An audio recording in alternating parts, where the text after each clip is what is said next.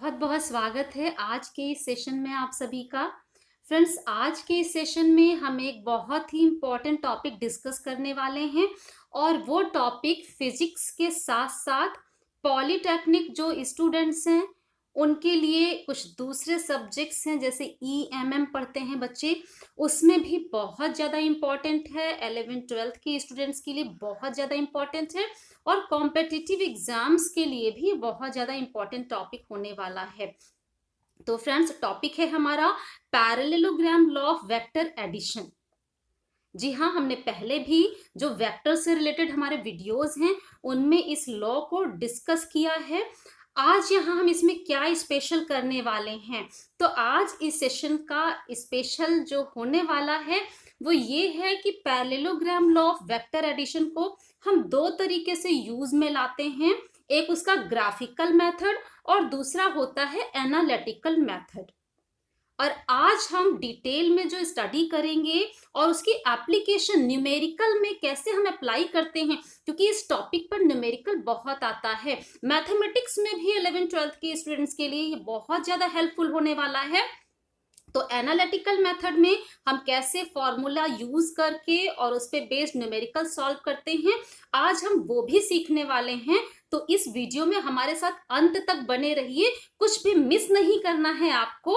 और अगर ये वीडियो आपके लिए हेल्पफुल है तो फ्रेंड्स, वीडियो को लाइक करना और चैनल को सब्सक्राइब करना बिल्कुल भी ना भूलें। आइए बिना डिले किए हुए हम आज का टॉपिक स्टार्ट करते हैं।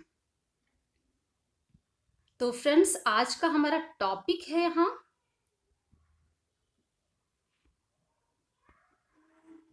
Parallelogram law of vector addition. और आपको यहाँ हम बता दें कि जैसा कि पहले भी हम लोगों ने डिस्कस किया है, ये डायग्राम देख के ही आपको समझ में आ रहा होगा कि हम किस लॉ की बात कर रहे हैं। और वैसे मैं मानकर चल रही हूँ कि मेरे पहले के वीडियोस आपने देख रखे हैं, तो आप ये जानते तो हैं कि एक्चुअली क्या होता है parallelogram law of vector addition. तो फ्रेंड्स देखिए, क्या होता है parallelogram law of vector addition. इसको हम शॉर्ट में पहले आपको यहाँ बता देते हैं एक बार फिर से, और डिटेल जानकारी के लिए आप मेरे पहले वाले वीडियो को एक बार जरूर देख लीजिएगा। फ्रेंड्स, जब हम वेक्टर्स को ऐड करना चाहते हैं तो दो वेक्टर को ऐड करना है। आपने पैरेललोग्राम लॉ पढ़ा होगा, ट्राइंगल लॉ पढ़ा होगा और मेरे वीडियोस में भी आपने उसको जरूर देखा होगा। आज यहाँ हम पैरेललोग्राम लॉ की बात कर रहे हैं। तो आप देख लीजिए कि अगर कोई दो वेक्टर आप ले रहे हैं, आपने क्या किया, आप दो वेक्टर सेलेक्ट कर रहे हैं। आपके पास है वेक्टर ए और वेक्टर बी। एक हम यहां पे ले लें वेक्टर ए। वेक्टर को कैसे रिप्रेजेंट करना है ये आप जानते हैं, ये रिप्रेजेंटेशन हो गया। दूसरा वेक्टर बी, उसको हमें कैसे लेना है, जहां से फर्स्ट वेक्टर जिस पॉइंट से स्टार्ट करता है उसी पॉइंट से हम सेकेंड वेक्टर को भी स्टार्ट कर दें। तो ये बन गया हमारा वेक्टर बी। ओके, अब सेम पॉइंट से देखिए दोनों को स्टार्ट किया। इन दोनों आर्म्स को, इन दोनों साइड्स को, यानी जो ए बना और बी वेक्टर जो दिख रहा है, इनको यूज करके हम एक पैरेललोग्राम कंप्लीट करें, एक समांतर चतुर्भुज बनाएं। यानी ए के पैरेलल देखिए यहां से हम एक लाइन ड्रॉ करें और बी के पैरेलल जहां से ए एंड हो रहा है वहां से एक लाइन ड्रॉ कर दें, तो ये पैरेललोग्राम बन जाएगा। अब जिस पॉइंट से हमारा ए और बी स्टार्ट करता है उसी पॉइंट से हम इस पैरेललोग्राम का एक डायगोनल ड्रॉ कर दें, एक विकर्ण बना दें। तो फ्रेंड्स, ये जो विकर्ण बन रहा है जिसे हम आर से रिप्रेजेंट करेंगे, ऑफ कोर्स ये भी वेक्टर होगा, यही यहां पर वेक्टर ए और वेक्टर बी का सम रिप्रेजेंट करता है। यानी ए और बी दो वेक्टर्स को हमने ऐड किया, तो इस डायग्राम में जो वेक्टर आर आ रहा है वो वेक्टर रिजल्ट को दे देता है। इसको देखते ही आप समझ जाएंगे कि अगर कोई दो वेक्टर, और यहां पे वो दो वेक्टर क्या हैं, ए और बी, किसी पैरेललोग्राम यानी समांतर चतुर्भुज की एडजेसेंट साइड्स यानी जो संलग्न भुजाएं हैं, देखिए जो एक दूसरे से जुड़ रही हैं, जहां स्टार्टिंग पॉइंट कहाँ है, एक साथ से ही एक ही पॉइंट से स्टार्ट कर रही हैं, यानी ये ए और बी ये क्या है, संलग्न भुजाएं हैं। एक ही समांतर चतुर्भुज की दो संलग्न भुजाएं इन दो वेक्टर्स को रिप्रेजेंट कर रही हैं। तो इस स्थिति में उसी समांतर चतुर्भुज यानी उसी पैरेललोग्राम का जो डायगोनल है वो इन दो वेक्टर्स के सम को रिप्रेजेंट करता है।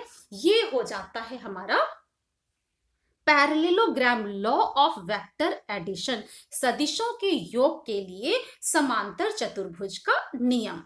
डिटेल के लिए पहले भी बता चुके हैं आपको कि प्रीवियस जो मेरे वीडियोस हैं आप उस पे जा सकते हैं। अब फ्रेंड्स हमें यहाँ पे इसकी एनालिटिकल मेथड में आना है। तो एनालिटिकल मेथड यानी हम कुछ फॉर्मूला यहाँ निकालेंगे, क्योंकि एक तो तरीका है अगर हम आपसे कह देते हैं कि दो वेक्टर ए और बी हैं उनको ऐड करना है, तो ग्राफिकल मेथड का मतलब क्या है, हमने जैसा अभी ड्रॉ किया ऐसे ही हम ए को ड्रॉ करेंगे, सेम पॉइंट से बी को ड्रॉ करेंगे और पैरेललोग्राम कंप्लीट कर देंगे। इसकी जो डायगोनल है जो आर से यहाँ पे शो हो रहा है, तो इस डायगोनल को हम मेजर कर लेंगे, उसकी लेंथ से जो मेजरमेंट आएगा उससे हम ए और बी का रिजल्टेंट निकालते हैं। वो ग्राफिकल मेथड है। अगर इसमें भी आपको कुछ और डिटेल जानना है, आप प्रैक्टिस करना चाहते हैं इस पे बेस्ड कुछ न्यूमेरिकल प्रॉब्लम्स की, तो फ्रेंड्स मुझे जल्दी से कमेंट में लिखें, मैं अलग से वीडियो देकर ये ग्राफिकल मेथड हम कैसे यूज करेंगे हम उस पर आपको और ज्यादा डिटेल बताएंगे। तब तक के लिए आप मेरे जो पहले के वीडियोज हैं अगर आप उसे यूज करते हैं तो आपको पर्याप्त जानकारी मिल सकती है ग्राफिकल मेथड की। ज्यादा जानकारी के लिए जल्दी से कमेंट करेंगे।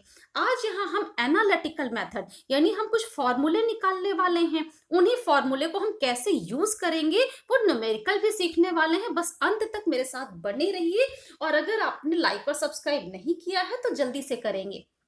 फ्रेंड्स अब देखिए हमें क्या करना है, हम जिस पॉइंट से ए और बी को ले रहे हैं मान लेते हैं ये ओ पॉइंट है और ए वेक्टर को हम ओ पी से रिप्रेजेंट कर दें।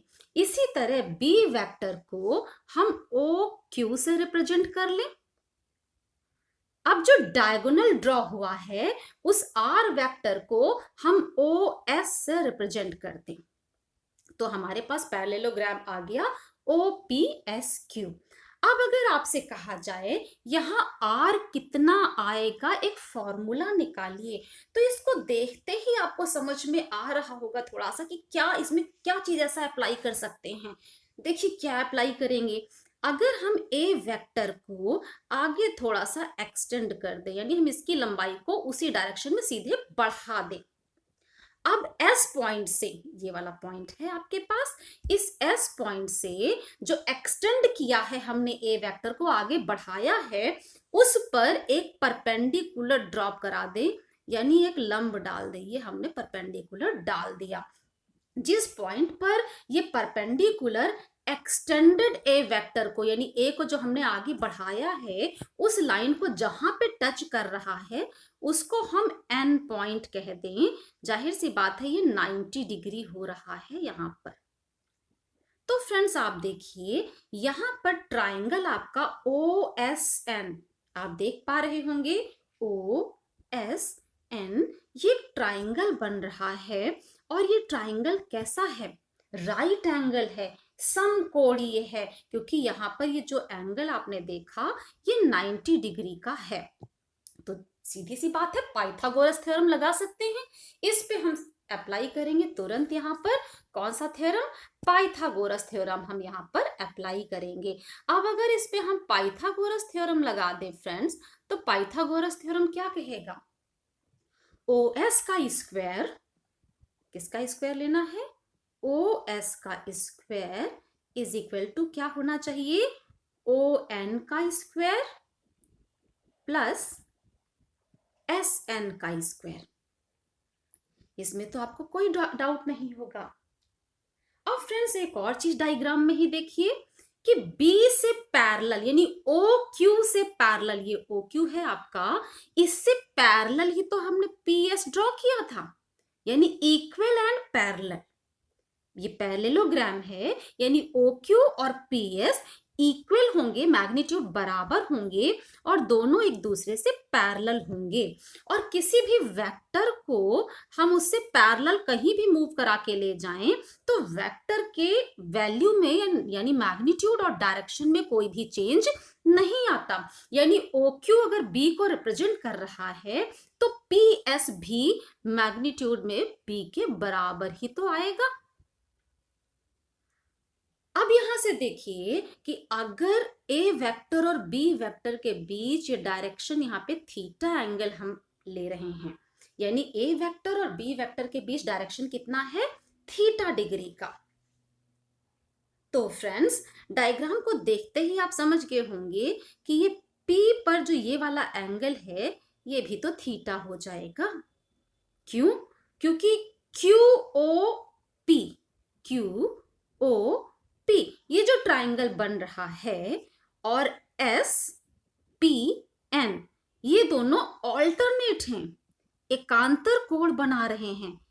डेफिनेशन आपने ऑल्टरनेट एंगल की पढ़ रखी होगी छोटी क्लासेस में कि अगर दो पैरेलल लाइंस हैं आपके पास और कोई एक लाइन उसे क्रॉस कर रही हो तो यहाँ ये और ये ऑल्टरनेट एंगल होते हैं और वैल्यू में बराबर होते हैं।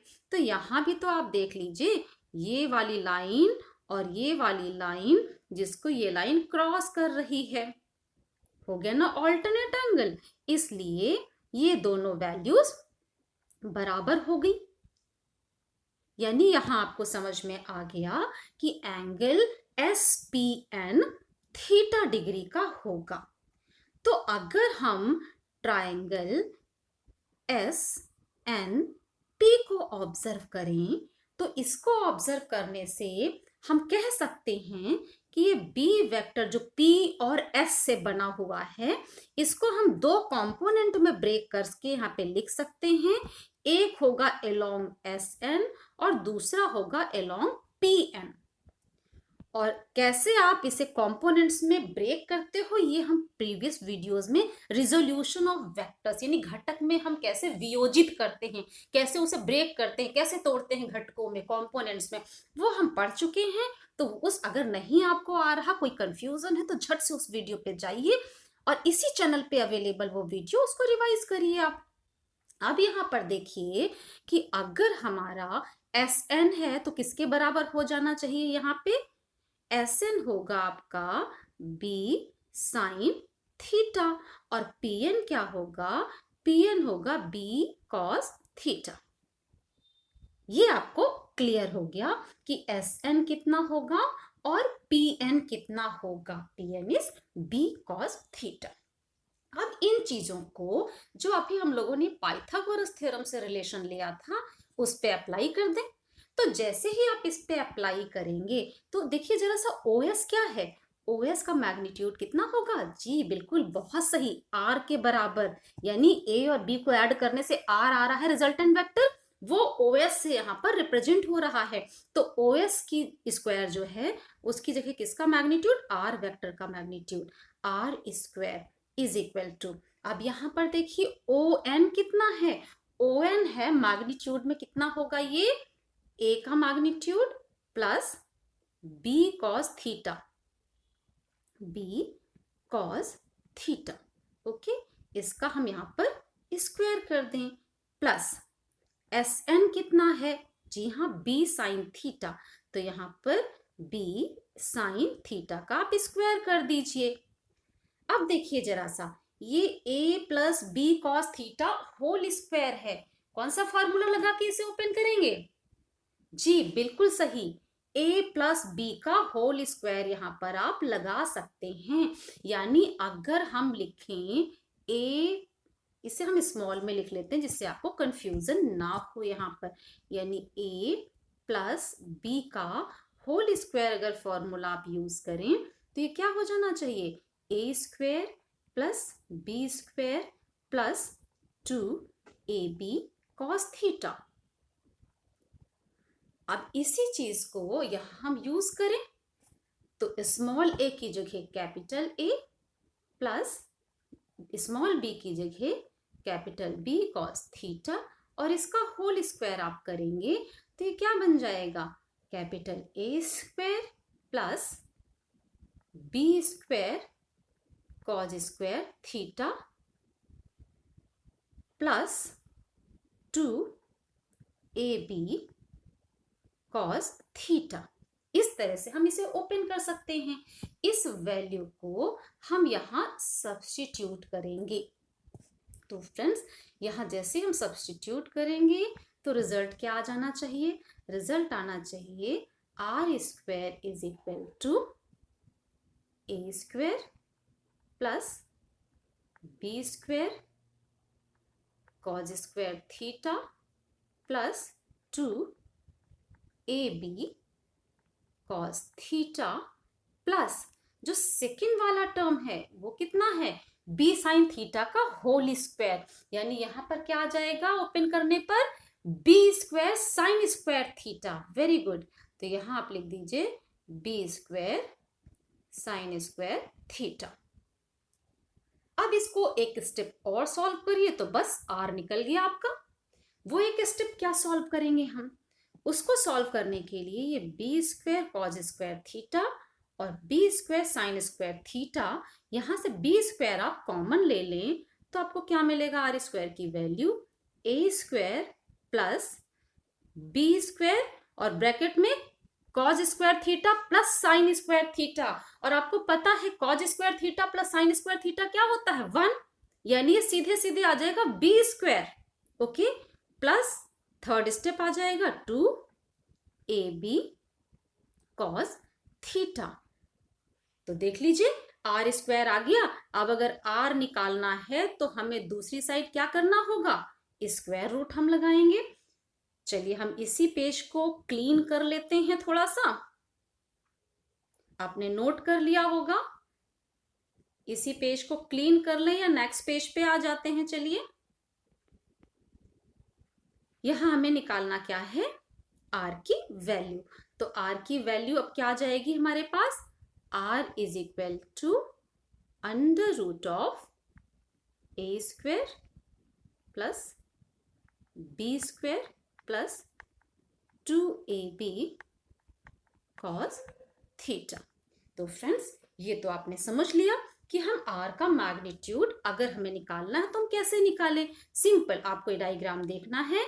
वेक्टर ए जो है उसका मैग्नीट्यूड आप ले लीजिए ए, वेक्टर बी का मैग्नीट्यूड आपके पास होगा बी, इनके बीच एंगल कितना है थीटा। ये अगर आपके पास है तो ये फॉर्मूला यूज करिए और रिजल्टेंट यानी दोनों का सम कितना आएगा वो निकाल लीजिए। तो आपने सीख लिया। बस इसी बात को मैंने यहां आपको क्लियरली दे दिया है, जिसके साथ क्या डायग्राम बनना है। पहले आप ये डायग्राम बनाएंगे जो अभी हमने आपको बना करके भी दिखाया, आप उसको समझ चुके हैं। इस डायग्राम के साथ साथ ये फुल एक्सप्लेनेशन है आपका। ये एक्सप्लेनेशन आप यहां से नोट कर सकते हैं। मैग्नीट्यूड ऑफ रिजल्टेंट आर हम कैसे निकालेंगे, जिसे अभी मैंने आपको करके पूरा सिखाया है। ये आपने निकाल लिया है आर का रिजल्टेंट वैल्यू, ये आपकी आ रही है आर की रिजल्टेंट जो हम लोगों ने अभी डिराइव किया है। अब जरा सा हम डायरेक्शन पे आ जाएं। यहां हमने जो मैग्नीट्यूड निकाला है, अब यहाँ हम डायरेक्शन की भी बात कर लेते हैं। डायरेक्शन, अगर हमें रिजल्टेंट आर की डायरेक्शन बतानी है तो हम कैसे बताएंगे। चलिए हम थोड़ा सा जगह यहाँ पे क्लीन कर लेते हैं जिससे आपको कोई प्रॉब्लम ना हो यहाँ पर काम करने में। और हमें डायरेक्शन निकालना है तो डायरेक्शन के लिए फ्रेंड्स थोड़ा सा ट्रिग्नोमेट्री आपको यूज करनी है यहाँ पर, और आराम से डायरेक्शन निकलने वाला है।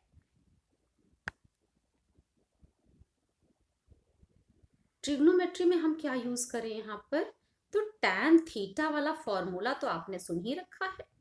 जी हाँ, वही फॉर्मूला यहाँ पर यूज करने वाले हैं और हमें मिल जाएगा जो रिजल्टेंट आर वेक्टर है उसकी डायरेक्शन। चलिए अब इसकी हम डायरेक्शन निकाल लेते हैं। देखिए ट्राइंगल ओ एन एस आप देख रहे हैं, ओ एन एस, ये एक राइट एंगल ट्राइंगल आपके सामने है। अब इस ट्राइंगल में रिजल्टेंट क्या है, ए और बी का आर, ए और बी वेक्टर को ऐड किया तो आया आर। आर का मैग्नीट्यूड का फॉर्मूला यानी उसका जो परिमाण है उसका हमने निकाला, और हमें अब क्या निकालना है, आर की डायरेक्शन, क्योंकि आर इज अ वेक्टर, एक सदिश है, और वेक्टर तभी पूरा होता है जब उसकी डायरेक्शन पता हो। तो अगर हम बता दें कि आर वेक्टर वेक्टर ए के साथ में कोई एंगल बीटा बना रहा है, अगर ये बीटा पता चल जाए तो हमें ए के रेस्पेक्ट में आर की डायरेक्शन पता चल गई। तो फ्रेंड्स ये बीटा निकालने के लिए ओ एन एस जो ट्राइंगल अभी हमने बताया उसे हम यूज करें। ओ एन एस एक राइट एंगल ट्राइंगल है, और यहां अगर आप लिखें टैन बीटा, तो टैन बीटा क्या होना चाहिए, परपेंडिकुलर अपॉन बेस, यानी एस एन अपॉन बेस कितना है, ओ एन। ओके, ये तो ट्रिग्नोमेट्री में आपने देखा ही है। अब इसे हम क्या लिख सकते हैं, एस एन को एस एन ही अभी रखिए, अपॉन ओ एन कितना है, O P plus P N. इसे क्या लिख सकते हैं हम, एस एन, जी हाँ आपने ही तो निकाला अभी, S N is B sine theta. Theta A और बी के बीच का एंगल है। देखिए जब फॉर्मूला आपको यूज करना होगा तो आपको पता होना चाहिए कि थीटा क्या है, बीटा क्या है। तो ये डायग्राम आप बिल्कुल दिमाग में अपने रखेंगे तभी फॉर्मूला आप यूज कर पाएंगे। तो S N is B sine theta upon O P कितना है, ओपी इज ए, मैग्नीट्यूड हमें लेना है, plus P N is B cos theta. बस मिल गया हमें बीटा की वैल्यू के लिए रिलेशन, यानी टैन बीटा क्या होगा, ये आप देख पा रहे हैं यहाँ पे, this is the tan beta. और इस चीज को भी मैंने यहाँ पर रिप्रेजेंट किया हुआ है, आप इसे यूज कर सकते हैं। Tan beta is equal to B sine theta upon A plus B cos theta. ये फॉर्मूला आप याद कर लीजिए, क्योंकि अगर डेरिवेशन आता है तो जो मैंने एक्सप्लेन किया आपको वो करना होगा, लेकिन न्यूमेरिकल आता है तो आपको फॉर्मूला याद होना चाहिए। और इसमें थीटा क्या है, बीटा क्या है, वो भी जो हम लोगों ने डिस्कस किया और इस डायग्राम में भी आपको शो किया गया है, ये आपको अच्छे से पता होना चाहिए, तभी आप फॉर्मूले का बेस्ट यूज कर पाएंगे, अदरवाइज आपको उसे यूज करने में प्रॉब्लम होगी। तो फ्रेंड्स अब हम आएंगे कि हम किस तरीके से न्यूमेरिकल इन फॉर्मूलेज पे बेस्ड सॉल्व करते हैं। तो इस पेज को हम पहले थोड़ा सा क्लीन कर लेते हैं, जिससे हम इसी पेज को यूज कर पाए, क्योंकि अभी तक जो आपने सीखा उसे तो आपने अपनी कॉपी पे नोट कर लिया होगा, उससे आप नोट रखिए, आपको आगे के लिए काम आने वाला है।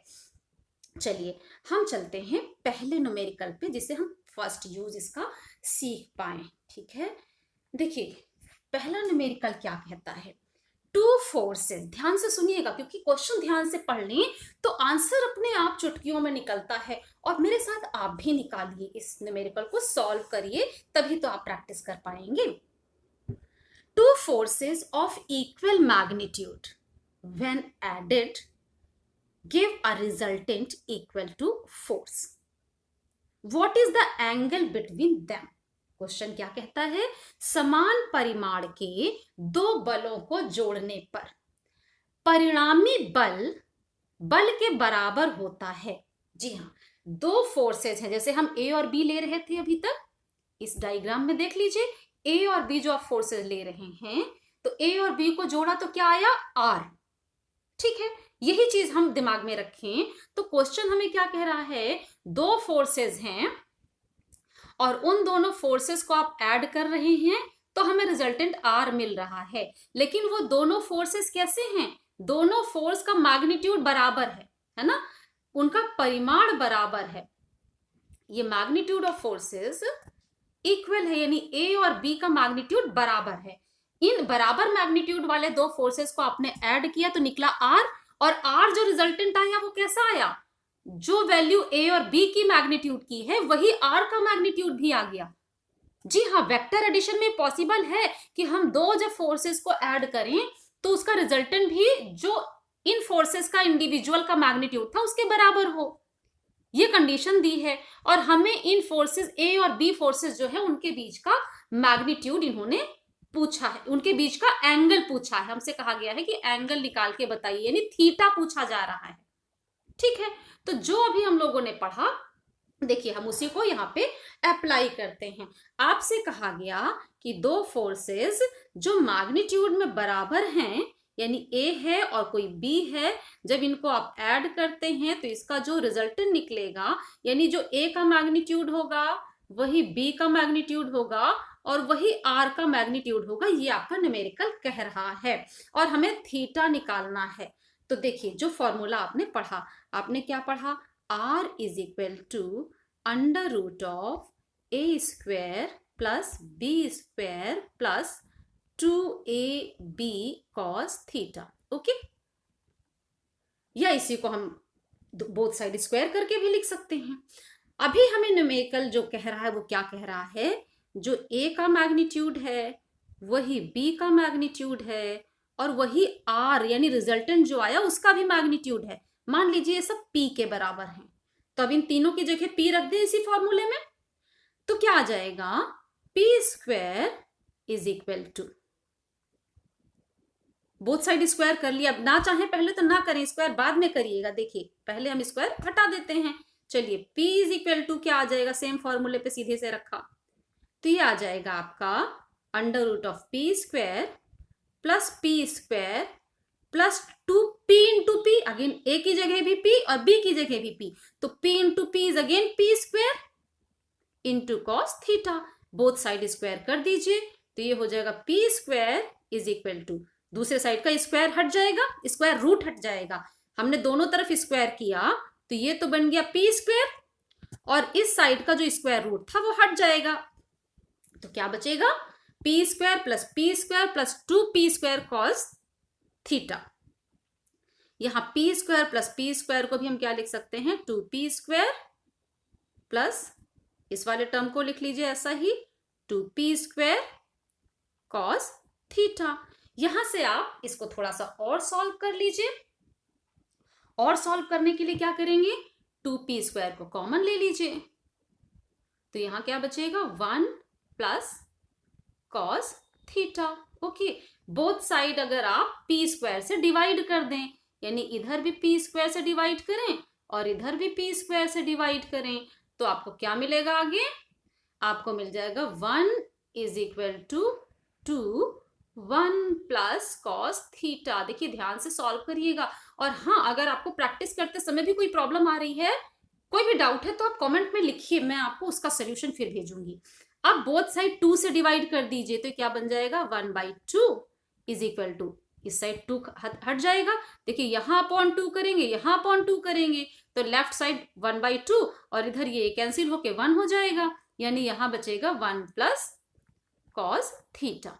ओके, तो कॉस थीटा कितना हो जाएगा, कॉस थीटा हो जाएगा 1/2 -1, यानी ये आ जाएगा -1/2। और ये तो आपको याद ही है कि कॉस थीटा -1/2 का मतलब होता है कॉस 120 डिग्री, यानी यहां अब कंपेयर करिए लेफ्ट साइड और राइट साइड, तो थीटा कितना हो गया, थीटा इज 120 डिग्री। निकल गया, यही क्वेश्चन में पूछा गया था। आप देखिए जो क्वेश्चन आपने किया इसमें क्या पूछा गया था कि दोनों बलों के बीच कोण ज्ञात कीजिए, और वो आपने सीख लिया, आपने साथ साथ सॉल्व किया होगा, आपने कॉपी पे उसे नोट भी कर लिया होगा। तो फ्रेंड्स अब हम चलते हैं इसके अगले क्वेश्चन पर, क्वेश्चन नंबर 2। अगला क्वेश्चन क्या कहता है, थोड़ा डिफरेंट काइंड का ले लेते हैं अगला क्वेश्चन। वो कह रहा है 2 forces P and P√2 act on a particle in direction inclined at angle 120 degree, यानी P और P√2 ये दो फोर्सेस हैं जो एक दूसरे से 120 डिग्री पर काम कर रहे हैं। ठीक है, find the magnitude and direction of resultant, जो रिजल्टेंट फोर्स है उसका मैग्नीट्यूड यानी परिमाण और डायरेक्शन दोनों चीजें बतानी है। यही बात हिंदी में भी क्वेश्चन में दिया हुआ है। तो फ्रेंड्स अब हम इसी को जरा सॉल्व कर लेते हैं कि हमने एक फोर्स लिया है जिसका मैग्नीट्यूड है P, दूसरा लिया है P√2, और दोनों के बीच एंगल कितना बन रहा है, दोनों के बीच जो एंगल आ रहा है वो 120 डिग्री है। तो इस चीज को हम कैसे सॉल्व करेंगे, हमें क्या करना है, एक फोर्स है हमारा P मैग्नीट्यूड का, और फर्स्ट पॉइंट से ही हमें ड्रॉ करना है ना दूसरा, तो ये दूसरा फोर्स हमने लिया जो है P√2। ऐसा क्यों बनाया? क्योंकि कहा गया है दोनों के बीच एंगल कितना है, 120 डिग्री। अब हमें इसका रिजल्टेंट निकालना है, तो पैरेललोग्राम बना दीजिए। P के पैरेलल यहाँ पे ये ड्रॉ कर दीजिए और P√2 के पैरेलल ये ड्रॉ कर दीजिए। जो पैरेललोग्राम बना इसका डायगोनल खींच दीजिए। ये डायगोनल आपको रिजल्टेंट बता देगा। लेकिन हमें तो एनालिटिकल मेथड यूज करने के लिए कहा गया है ना, फॉर्मूले से हमें निकालना है। तो फ्रेंड्स याद करिए, A की जगह ये वेक्टर है, मैग्नीट्यूड हमने सीधे लिख लिया, और B की जगह ये है, और थीटा की जगह है 120 डिग्री। आपको क्या निकालना है? आपको R निकालना है। तो जो फॉर्मूला हमने डिराइव किया था उससे R स्क्वायर क्या कहता है, A square plus B square plus 2AB cos theta. Okay, अब देखिए A की जगह क्या लेना है, P, तो P स्क्वायर हो जाएगा। B की जगह क्या लेना, P√2 यानी 2P स्क्वायर हो जाएगा, प्लस 2AB। A क्या है, P, और B क्या है, P√2, तो 2 इंटू P इंटू P√2। इसको आप सॉल्व करेंगे तो क्या जाना है, 2√2P स्क्वायर और कॉस थीटा। ओके, थीटा की जगह हम सीधे लिख देते हैं, एंगल कितना दिया है, 120 डिग्री, और कॉस 120 डिग्री आपको पता है कितना होता है, G -1/2। तो इसको आप सॉल्व कर दें, P square plus 2P square यानी 3P square plus 2√2P square, तो 2√2 कॉस 120 डिग्री मतलब -1/2 इंटू P स्क्वायर। बस इसको हमें सॉल्व करना है। इसको सॉल्व करने के लिए यहां से देखिए P स्क्वायर पूरे से कॉमन निकाल दीजिए, 3 प्लस 2√2 है, तो इस 2 से ये 2 कैंसिल आउट हो जाएगा, मल्टीप्लीकेशन में है, ये प्लस और ये माइनस मल्टीप्लाई हो जाएगा, ये दोनों मल्टीप्लाई होके माइनस का निशान देंगे, यानी हम यहाँ पर माइनस का निशान ले सकते, जो प्लस हमने यहाँ पे यूज किया है। चलिए हम इसे प्लस को क्लीन कर दें, क्योंकि हम बार बार क्यों करें, यहीं पे क्लीन कर लेते हैं इसको, और इसकी जगह हम यूज कर लेंगे माइनस। ओके, तो ये क्या आ जाना है, √2P स्क्वायर। √2 की भी वैल्यू आपको पता है 1.41 है ना, तो √2 की जगह हमने ये लिख दिया इंटू P स्क्वायर, ये पूरे ब्रैकेट में, क्योंकि हमने इसको पूरा कॉमन निकाल दिया, और इसको आप सॉल्व कर दीजिए। अब तो आराम से माइनस करके आप सॉल्व कर लेंगे, तो 1.59P स्क्वायर आ जाएगा आपका। ओके, अब बोथ साइड आप स्क्वायर रूट ले लीजिए, तो हमें मिल जाएगी वैल्यू R की।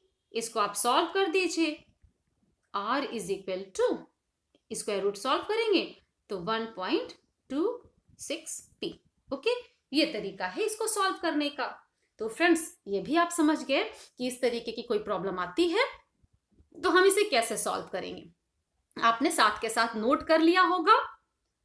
अब हम चलते हैं लास्ट एंड थर्ड प्रॉब्लम पर, उसको भी ध्यान से देखिएगा, क्योंकि ये थोड़ा सा आपको कॉम्प्लिकेटेड लग सकता है, लेकिन अगर ट्रिक आप समझ के तो कोई कॉम्प्लिकेशन नहीं होने वाली है। चलिए हम इसी पेज को क्लीन कर लेते हैं, जिससे हमें नया पेज अब ना लेना पड़े, हम इसी पे काम कर लेंगे। फटाफट इसको क्लीन करते हैं और हम आ जाते हैं अपने अगले प्रॉब्लम पर। और ये प्रॉब्लम तो आपने सिंपल देख लिया है कि हमें सिंपल कौन सा फॉर्मूला हमने लगाया। जब तक मैं रब करती हूँ आप इसको दोबारा भी एक बार देख पा रहे होंगे, साथ के साथ जो भी हम लोगों ने अभी किया है। तो हमारा ये व्हाइट बोर्ड क्लीन हो चुका है, अब हम इसको यूज करें जरा सा, है ना।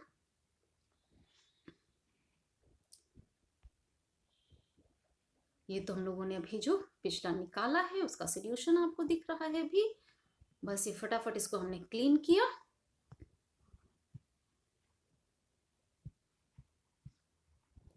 और अब हम आ जाते हैं अपने नेक्स्ट क्वेश्चन पर। चलिए ये है हमारा लास्ट क्वेश्चन। लास्ट क्या कहता है देखिए इसको, रेशियो ऑफ टू फोर्सेस। थोड़ा सा डिफरेंट है पर हर तरीके की प्रॉब्लम आपको सीखनी है, इसलिए हम इसको भी यहाँ पे इंक्लूड करेंगे। Ratio of two forces are 3:5, यानी दो फोर्सेस, जैसे हम ए और बी को ऐड कर रहे थे ना, तो ए और बी का रेशियो हम कहते हैं 3:5, है ना, उसका जो अनुपात है। Resultant of these two forces are at 90 degree with respect to smaller one, यानी ये जो दो फोर्स है जिनका रेशियो है 3:5, अगर हम इसको ऐड करके इसका रिजल्टेंट निकालते हैं तो वो रिजल्टेंट स्मॉलर फोर्स, स्मॉलर क्या, ये जो 3 से रिप्रेजेंट हो रहा है यहाँ पर, उस फोर्स से रिजल्टेंट कितने एंगल पे होता है, 90 डिग्री। ओके, जैसे हमने बीटा लिया था, यानी रिजल्टेंट की डायरेक्शन बताएगा ये। Find the ratio of this resultant with larger force, हमें बड़े वाले फोर्स जो कि यहाँ 5 से रेशियो में रिप्रेजेंट हो रहा है उसके साथ और रिजल्टेंट को लेकर के हमें रेशियो निकालना है, यानी रिजल्टेंट और जो बड़ा वाला फोर्स होगा उसका हमें रेशियो लेना है। तो रिजल्टेंट और बड़े वाले फोर्स को लेकर रेशियो निकालने के लिए देखिए दो तरीके हैं। एक तो जब हम पैरेललोग्राम लॉ पढ़ रहे हैं तो आपके दिमाग में बार बार वही चलेगा कि हाँ हमें इन फॉर्मूले को यूज करना है, तो पहले तो हम उसी पे चलते हैं। क्वेश्चन हमें क्या कहता है, आपको दो फोर्सेस दिए गए, मान लीजिए ए फोर्स और बी फोर्स थे हमारे, इनका मैग्नीट्यूड का अगर हम रेशियो निकालते हैं तो ये कह रहे हैं ये है 3:5। ओके, इसका मतलब क्या है, अगर हम ए को लिखें तो हम ए को, अगर हम कहते हैं ये 3p है तो b का मैग्नीट्यूड कितना हो जाएगा, 5p, तभी ये रेशियो आएगा, क्योंकि रेशियो वाला आपने पढ़ रखा होगा, आपको ये निकालना आता होगा। तो ये हमने डिसाइड कर लिया ए और बी दो फोर्सेस। अब क्वेश्चन क्या कहता है कि जो हमारा रिजल्टेंट है, यानी ए और बी को ऐड करने से जो रिजल्ट आएगा वो छोटे फोर्स के साथ 90 डिग्री बनाएगा। किसके साथ, ये ए के साथ 90 डिग्री बनाएगा। तो फ्रेंड्स अगर हम इसकी डायग्राम बनाने की कोशिश करें तो डायग्राम हमें क्या कहेगा, एक तो हमें ये ए वेक्टर ड्रॉ करना होगा, फिर उसके साथ हमें बी वेक्टर, लेकिन रिजल्टेंट क्या बनाएगा, ए के साथ में जो कि मैग्नीट्यूड में 3p के बराबर होगा, इससे 90 डिग्री पर ये रिजल्टेंट होना चाहिए। ये रिजल्टेंट आर को रिप्रेजेंट करेगा, आर वेक्टर होगा जो ए के साथ 90 डिग्री बनाएगा। इसका मतलब बी इधर किसी डायरेक्शन में साइड में होना चाहिए। अब हम इसको, ये हम जो ले रहे हैं यहाँ पर, मान लीजिए ओ है, ये हमारा ए है ना, बी हम छोड़ देते हैं बी को ड्रॉ करने के लिए, हम सी पॉइंट अगर ले लें तो फ्रेंड्स हमारा ओ सी ए और बी का रिजल्टेंट है, तो डायगोनल होना चाहिए ना, क्योंकि पैरेललोग्राम लॉ में दो वेक्टर का एडिशन जब निकालना हो तो हमें पैरेललोग्राम का डायगोनल यूज करना पड़ता है। तो यहां हमें क्या डायगोनल लेना पड़ेगा, ठीक है। तो डायगोनल लेने के लिए हम क्या करें, डायगोनल लेने के लिए हम पहले पैरेललोग्राम को कंप्लीट करने की कोशिश करें। ओसी को हम डायगोनल मान के पैरेललोग्राम अगर कंप्लीट करें तो ये और ओ से निकालें, ओ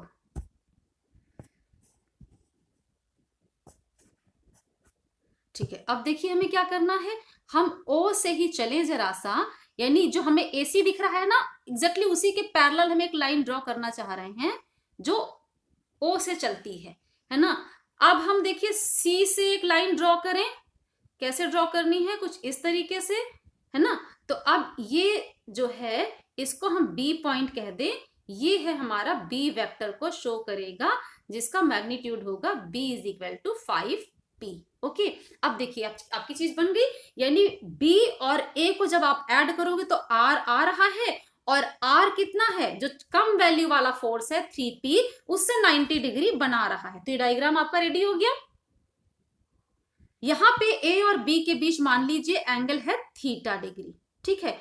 अब इसी मेथड को यूज करके अगर आप सॉल्व करना चाह रहे हैं, क्योंकि आज के टॉपिक में तो हमने यही मेथड पढ़ा है, तो हम पहले इसी मेथड को यूज करके सॉल्व करते हैं प्रॉब्लम को, और फिर हम इसकी एक ट्रिक बताएंगे जो 2 मिनट में इसको सॉल्व कर देगा। तो पहले तो इसी मेथड पे आते हैं, और हमें निकालने के लिए क्या कहा गया है, आर और जो लार्जर फोर्स है यानी 5p वाला जो फोर्स है उसका रेशियो, बी और आर का रेशियो हमें यहाँ पर निकालना है। तो बी और आर का रेशियो निकालने के लिए हमें आर को तो पहले निकालना ही पड़ेगा ना। अब आर को हम लोग कैसे निकालें, क्योंकि आर अगर हम निकालना चाह रहे हैं तो आपने फॉर्मूला क्या पढ़ा है, आर इज इक्वल टू, या आर स्क्वायर अगर लिखें, R square is equal to A square plus B square plus 2ab cos theta. अब a और b तो हमें पता है, a है 3p, b है 5p, पर थीटा हमें नहीं पता है। यहां तो हमें जो हम बीटा कहते आए हैं वो 90 डिग्री गिवन है। तो फ्रेंड्स हम पहले दूसरा वाला फॉर्मूला यूज कर लें। आपने क्या पढ़ा है, tan beta is equal to b sine theta. अब याद रखिएगा थीटा क्या है, b क्या है, तभी तो हम वैल्यू रख पाएंगे, upon a plus b cos theta. Okay, और बीटा कितना है जी, 90 डिग्री। बिल्कुल कंपेयर करते जाइए जो अभी आपने पढ़ा है, बीटा आपका 90 डिग्री है और tan 90 डिग्री की वैल्यू कितनी होती, बीटा की जगह आप 90 रखेंगे ना, tan 90 डिग्री इंफिनिटी होता है।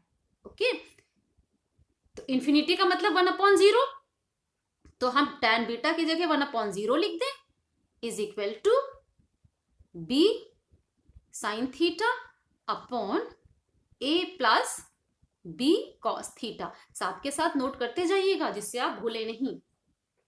अब इसको आप क्रॉस मल्टीप्लाई करें तो जो 0 से मल्टीप्लाई होगा यानी b साइन थीटा वो तो 0 हो गया, दूसरा a plus b cos theta, तो ये क्या बन जाएगा, a plus b cos theta is equal to कितना, 0, क्योंकि 0 से मल्टीप्लाई हो गया b साइन थीटा।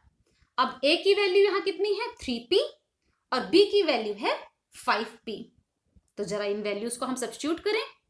a की वैल्यू है 3p प्लस b है 5p cos theta is equal to 0।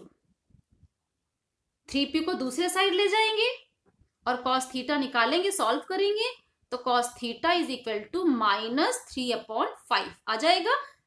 जी हाँ, pp कैंसिल हो जाएगा ना, तो ये -3/5 आ जाएगा। अब ये जो cos थीटा आया है फ्रेंड्स, इसी cos थीटा को हम इस फॉर्मूले में रख देंगे, a और b रखेंगे और r निकल जाएगा। देखिए कैसे निकलना है r को यहाँ पर, तो r square is equal to a square का मतलब है 3p square plus b square का मतलब है 5p square plus 2a into b यानी 3p इंटू 5p और 3 इंटू 5 15 इंटू 2 30। तो हम 2 की यहां अलग अलग ब्रेकअप ना लिख करके आप समझ तो गए ही हैं, 3p into 5p into 2ab होगा यहाँ पे, तो ये हो जाएगा 30p square cos theta. Okay, और cos थीटा की जगह क्या रख लेंगे, ये जो वैल्यू आई है -3/5, तो cos थीटा की जगह रखिए -3/5 और इसको सॉल्व कर दीजिए, तो ये कैंसिल होकर के 6 हो जाएगा और ये प्लस और ये माइनस मल्टीप्लाई करेंगे तो माइनस का साइन आएगा यहाँ पर, और 3 इंटू 6 18, इसको सॉल्व करेंगे तो ये कितना बन गया 9p square plus 25p square minus, plus और माइनस अभी मैंने बताया था मल्टीप्लाई होगा तो माइनस होगा, और 3 इंटू 6 यानी 18p स्क्वायर। ओके, अब इसको आप सॉल्व कर दीजिए, देखिए 9p और ये 25p है ना, ये ऐड होगा और जो आएगा उसमें से 18p 9p स्क्वायर और 25p स्क्वायर ऐड होगा, उसमें से जैसे अलजेब्रा में 18p स्क्वायर आप माइनस करेंगे तो ये रिजल्ट आपका कितना आएगा 16p स्क्वायर। ओके, अब बोथ साइड हम स्क्वायर रूट ले लें तो आपको मिल जाएगा r is equal to 4p। Okay, तो r आ गया यानी रिजल्टेंट आया 4p, और जो बड़ा वाला फोर्स था वो था b है ना, तो b की वैल्यू कितनी थी 5p और r की वैल्यू कितनी है 4p। अब b और r का अगर आप रेशियो लेंगे तो b is to r is equal to कितना आएगा 5:4। जी बिल्कुल, आपने इसको सॉल्व कर लिया। ये तो बेटा एक मेथड है इसको सॉल्व करने का, जो हम लोगों ने अभी parallelogram law of vector addition में फॉर्मूले पढ़े उनको यूज करके। और आपने नोट भी कर लिया होगा, पर मैंने आपको बोला था इसमें बड़ी छोटी सी एक ट्रिक लगानी है और सोल्यूशन हो जाना है। वो ट्रिक देखिए क्या हो सकती है। आप सीधे से देखिए जरा, ओ, यहां से ना शुरू करके हम कहते हैं ए ओ सी, ये राइट एंगल ट्राइंगल है, और राइट एंगल ट्राइंगल में तो सीधा सा पाइथागोरस थ्योरम लग जाता है ना। पाइथागोरस थ्योरम क्या कहेगा, वो कहेगा AC square is equal to OA square plus OC square. और AC किसके बराबर है, AC है B के बराबर, और B की वैल्यू कितनी है 5P। तो AC जो B के बराबर है उसकी जगह हम 5P का होल स्क्वायर लिख दें, इज इक्वल टू OA किसके बराबर है 3P, तो OA की जगह 3P का होल स्क्वायर लिख दें, और OC क्या है रिजल्ट R जो निकालना है हमें, रिजल्टेंट R, तो ये आ जाएगा R स्क्वायर। अब इसको सॉल्व कर दीजिए तो 25P square is equal to 9P square plus R square. जी, इस वैल्यू को दूसरी साइड लेकर के आप जाएंगे तो आपको मिलेगा R square is equal to 25P square minus 9P square, और इसको सॉल्व करेंगे तो 16P स्क्वायर। तो यहां से सीधे मिल गया R is equal to 4P। ये तो हमने ट्रिक लगाया और सॉल्व कर लिया इसे। तो फ्रेंड्स, यहां मैंने आपके साथ डिस्कस किया है 3 डिफरेंट काइंड के क्वेश्चंस को। और फ्रेंड्स, यहाँ लास्ट में आपको ये भी बता दें, इसलिए हर वीडियो आप लास्ट तक देखा करिए कि parallelogram law of vector addition को ही यूज करके आप ग्रेविसन apparatus पर एक्सपेरिमेंट करते हैं। और अब तक के वीडियोस पढ़ के आपको ग्रेविसन एक्सपेरिमेंट करने में कोई प्रॉब्लम नहीं हो रही होगी, लेकिन अगर आपको वो एक्सपेरिमेंट समझने में प्रॉब्लम हो रही है तो जल्दी से आप मुझे लिखेंगे, कमेंट करेंगे, और जो आप डिमांड करेंगे वो आपको मैं सोल्यूशन यहां पर दे दूंगी एक वीडियो नया दे करके। लेकिन आज के वीडियो में फ्रेंड्स हम इतना ही डिस्कस करने वाले हैं। आज के लिए इतना ही, और अंत तक हमारे साथ बने रहने के लिए बहुत बहुत धन्यवाद, क्योंकि जो अंत तक बना रहता है उससे कुछ नया जरूर मिलता है। तो आज हमारे साथ इतना ही। Thank you so much. आगे की जानकारी के लिए हमारे आगे की वीडियोस देखते रहिए। तब तक के लिए इतना ही।